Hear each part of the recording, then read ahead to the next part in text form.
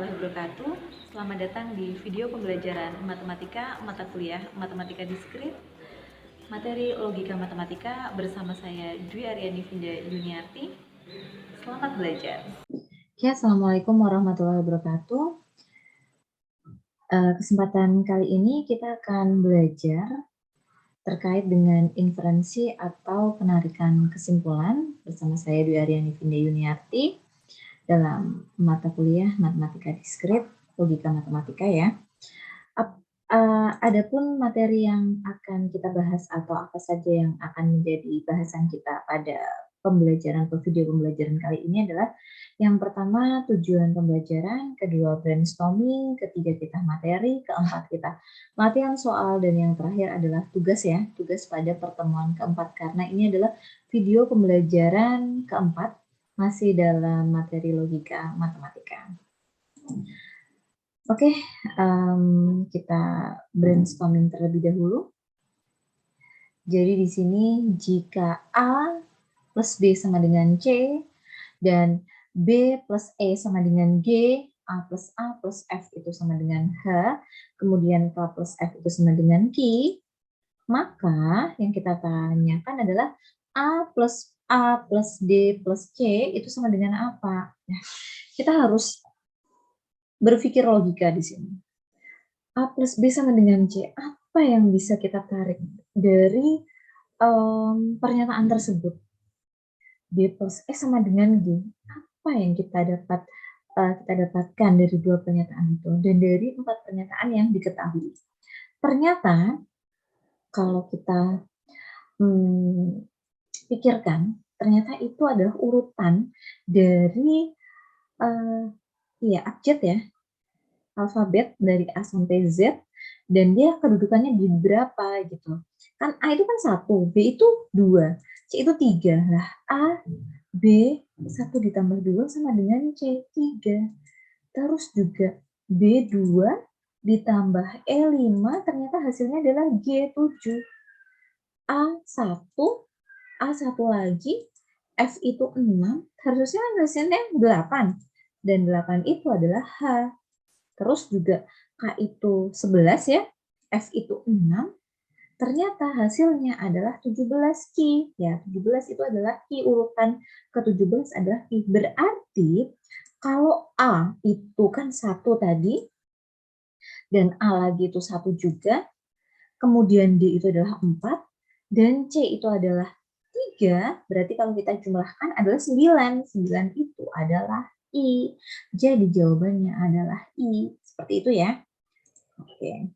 Tujuan pembelajaran kita kali ini adalah mahasiswa mampu menarik suatu kesimpulan dari beberapa pernyataan majemuk yang diberikan. Yang kedua, mahasiswa mampu menerapkan konsep penarikan suatu kesimpulan untuk menyelesaikan suatu permasalahan. Yang ketiga, mahasiswa mampu membuktikan kesahihan suatu argumen atau pernyataan. Oke, kita masuk ke inferensi atau penarikan kesimpulan ya. Di sini, jika diketahui beberapa proposisi, maka kita dapat menarik suatu kesimpulan baru dari beberapa proposisi tersebut. Proses penarikan kesimpulan dari beberapa proposisi disebut dengan inferensi. Ada beberapa kaidah inferensi atau penarikan kesimpulan, yaitu modus ponens, modus tollens, silogisme hipotesis, silogisme disjungtif, simplikasi, penjumlahan, konjungsi. Itu ada beberapa dari inferensi.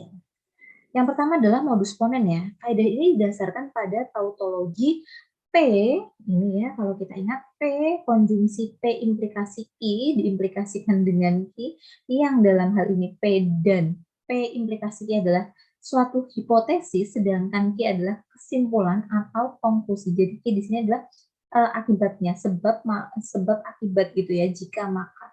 Di sini adalah konklusi atau kesimpulannya.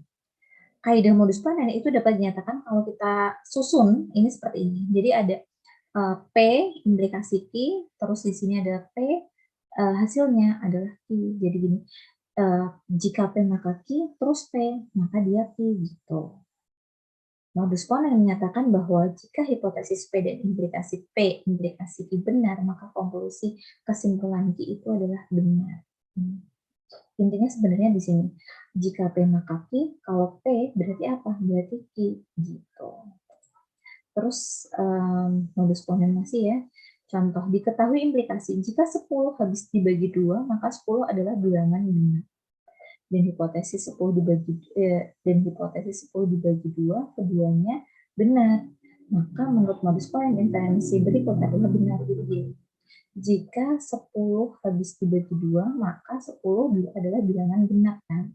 Nah, di sini kan kita hipotesiskan atau kita duga kalau 10 itu habis dibagi 2, berarti ya 10 adalah bilangan genap gitu. Semoga paham. Kita ke modus tolen. Modus tolen itu gimana? Jadi ada negasi Q dan ya implikasi dari P implikasi Q, maka hasilnya nanti adalah negasi P gitu. Misalnya di sini kita langsung ke susun, gampang yang susun. Kalau kita baca itu gampang yang ini kita tuliskan secara susun ini. Kalau jika P maka Q, terus negasi Q, berarti hasilnya adalah negasi P gitu.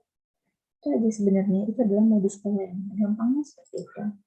Kita ke contoh ya sama, misalnya gini, jika N adalah bilangan ganjil, maka N kuadrat bernilai ganjil, gitu kan. Nah, di sini hipotesisnya N kuadrat itu bernilai benar. Di sini. Berarti modus tolennya adalah ini. N bukan bilangan ganjil. Gitu. Seperti itu gampangnya. Gampangnya seperti itu sebenarnya. Jadi intinya gini nih. Jika P maka Q, kalau negasi Q berarti P juga dinegasikan, negasi P. Itu hasilnya itu adalah modus tolen. Terus kita ke silogisme hipotesis. Silogisme hipotesis. Kaidah ini dasarkan pada tautologis sebagai berikut. Jadi kalau ada jika P maka Q dan Q maka R, maka hasilnya nanti dari yang A ke B dan Q ke R, maka nanti hasilnya adalah P ke R gitu. Itu adalah kaidah dari silogisme. Contohnya misalnya gini, jika saya rajin belajar, maka IPK saya lebih dari 3,75 dan implikasi jika IPK saya lebih dari 3,75 maka saya lulus dengan predikat cum laude. Berarti hasilnya nanti adalah jika saya rajin belajar maka saya lulus dengan predikat cum laude. Jadi saling berkelanjutan ya. Jadi continue gitu. Jika P maka Q, jika Q maka R, otomatis hasilnya adalah P maka R. Itu adalah silogisme hipotesis. Kalau silogisme disjungsi gitu ya di sini. Kaidah ini didasarkan pada ini. Jadi ada P disjungsi R, terus dia konjungsi negasi P, maka hasilnya adalah Q. Ya kita tahu kalau P disjungsi Q gini, jadi ada P disjungsi Q, terus dia negasi P, hasilnya itu adalah Q. Itu sendiri gitu. Ana melanjutkan, kita coba ke kalimat ya. Ana melanjutkan kuliah S2 atau menikah dengan Budi tahun ini. Nah, di sini Ana tidak melanjutkan kuliah S2. Berarti jawabannya adalah yang kedua tadi. Kan berarti Ana itu menikah dengan Budi gitu. Itu silogisme disjungtif. Silogismenya itu atau ya. Oke, terus kita ke simplikasi. Kaidah ini dasarkan pada tautologi P konjungsi Q maka Q. Dalam hal ini P dan Q adalah hipotesis, sedangkan P adalah konklusi. Jadi kita di sini. Ana melanjutkan kuliah S2 dan mendapatkan beasiswa. Berarti salah satu aja kalau misalnya Ana melanjutkan kuliah. Ya udah berarti Ana mendapatkan beasiswa, itu pasti kayak gitu. Seperti itu. Terus kita ke penjumlahan misalnya gini. Kaidah ini dasarkan pada tautologi P, implikasi P, disjungsi Q, yang dalam hal ini P dan Q adalah hipotesis, sedangkan P adalah konklusi. Jadi, kaidah penjumlahannya dapat dibentuk seperti ini. Jika Anda kita ke sini ya. Jika Anda melanjutkan kuliah S2, maka ia anak yang pintar atau mendapatkan beasiswa. Jadi ini di sini. Dan hipotesisnya Anda tidak melanjutkan kuliah. Anda tidak melanjutkan kuliah. Nah, keduanya itu benar. Maka menurut kaidah penjumlahan, kan Anda tidak melanjutkan kuliah. Berarti di sini Eh, anak yang pintar atau mendapatkan beasiswa. Ini kan di sini anak melanjutkan kuliah S2, berarti hasilnya adalah anak-anak yang pintar atau mendapatkan beasiswa. Tapi kenyataannya di sini jika anak melanjutkan kuliah maka dia anak yang pintar atau mendapatkan beasiswa. Berarti kalau salah satunya aja itu sudah mewakili gitu. Terus ini konjungsi ya. Konjungsi kan udah sebenarnya kan, tapi kalau misalnya kita uh, hasilnya sebenarnya dia apa sih jadi seperti ini. Anak yang pintar, anak mendapatkan beasiswa, berarti kan dan ini udah apa namanya itu adalah penarikan kesimpulan dari beberapa macam, tapi biasanya yang sering keluar itu kayak modus tollens, modus ponens, terus silogisme seperti itu. Kayak tadi silogisme disjungtif itu kan berarti atau ya kalau ambil salah satu aja itu udah benar seperti itu. Ini ada tugas silahkan dikerjakan. Saya harap teman-teman semuanya paham. Semoga video pembelajaran kali ini dapat bermanfaat dan dapat mempermudah belajar teman-teman dalam mempelajari matematika, karena matematika sejatinya itu adalah mengasihkan, dan sampai jumpa di video pembelajaran selanjutnya.